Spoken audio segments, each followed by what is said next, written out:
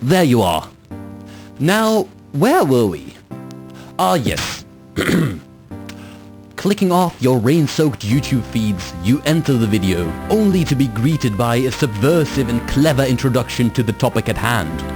What do you say?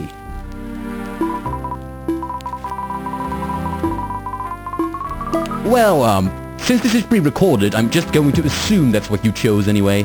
Today I would like to tell you about the wonderful world of Dungeons and Dragons. Now, I hear you. Metaphorically, it's a video after all. D&D?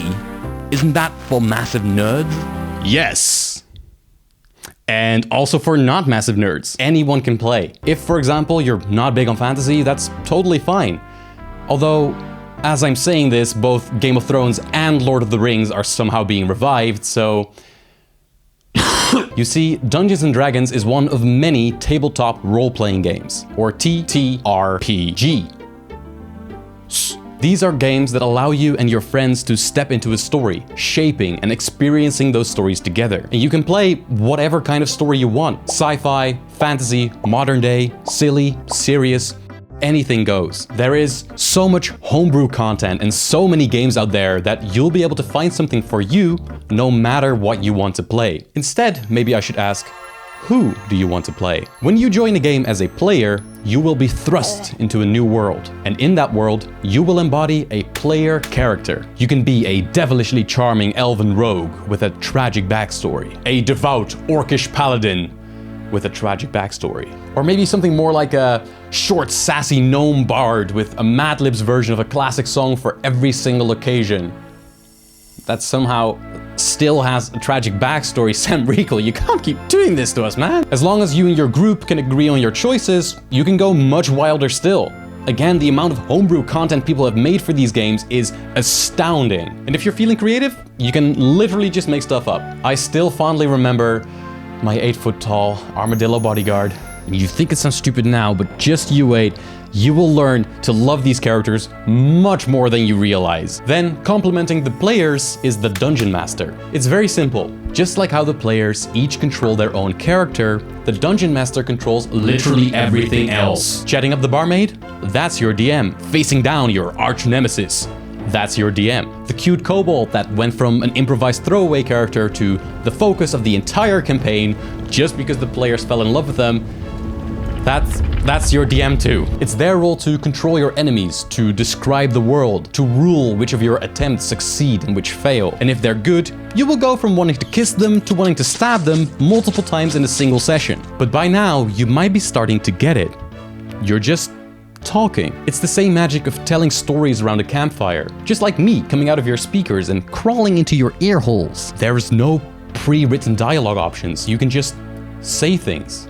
You can fight, flirt, explore, invent, and do whatever you want. You're not limited by what the developers did and didn't put in. If you can think it, you can do it. Well, try it. You see, there are still things that you can and cannot do. Your character is going to be good at some things and terrible at others. You might be a smooth talker, but lose a fight against a medium-sized hedgehog. You might be able to smash down walls with your bare fists, but lack the common sense to first check if the door was unlocked. But as a group, as a party, you make up for each other's weaknesses. Hopefully. Together, you face the challenges presented by the DM. Can I jump the gap? You say, waiting for the DM to reply with the magic words. You can certainly try. It is time. Roll high and they might sing songs about you for centuries to come. Roll low and they might still sing songs, just very different songs. And over time, a story starts to grow. And everyone at the table shares in it. It's truly something special. These worlds start to feel so rich, the characters inside them so real. These are unique stories between you and your party.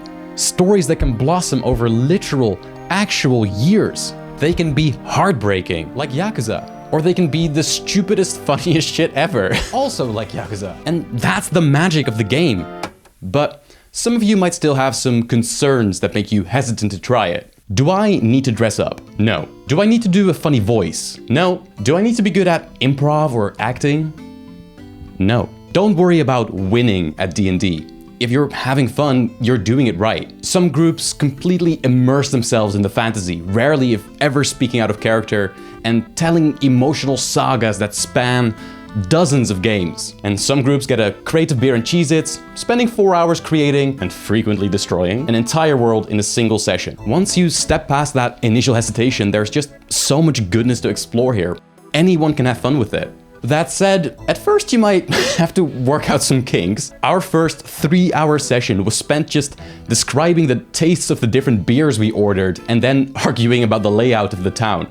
That's it, that's all we got up to in 3 hours of game time. But that's okay, because you'll learn to figure out what your group enjoys over time. All you need to get started is the D&D starter set, which is created specifically to get new players into the game. It contains everything you need to start playing, even if you've never played before. You might eventually want to get some more dice, some different books, but all you need to get started is just pens and paper and a couple friends. And if you want to hear a secret, you don't even really need those. If your friends don't want to play, don't let it stop you. That's right, there's a ton of different role-playing games out there with a bunch of different focuses, which means there's even games that focus on letting you play single player. These systems allow you to play all by yourself, letting the dice decide the direction of the story. And it's actually surprisingly fun. Games like Ironsworn, which is free to download, allow you to play solo games, having systems to inspire and challenge you even without a separate DM. I didn't think that could be fun, but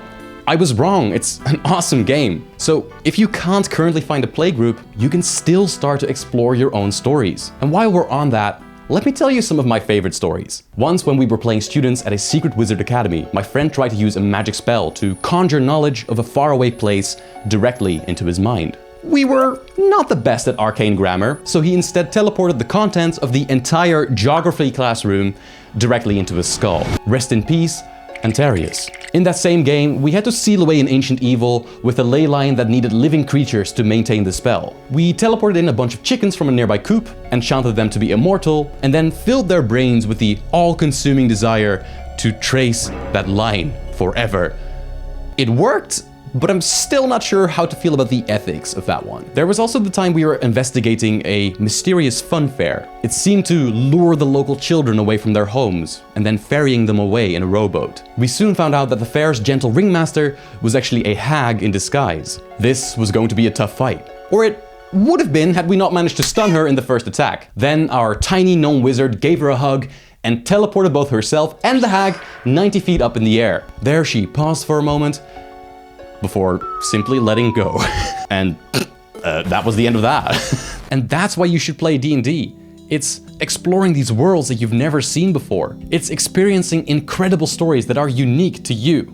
I fought strange creatures on an island where time went hundreds of times faster than it should have. I've spent a year trapped on an enchanted moonlight lake, surviving exclusively off the kelp farm we built on our raft. I've helped create a brand new universe inside the belly of a magical space whale, and all of that has happened right here. At a kitchen table with a few sheets of paper, some friends, and some snacks. God, I love this game. And I think you might just fall in love with it too. So, what do you say? Wanna give it a shot? Maybe I'll put like a cool edit in there and make it look like it zooms towards the camera. If I figure out how to do that.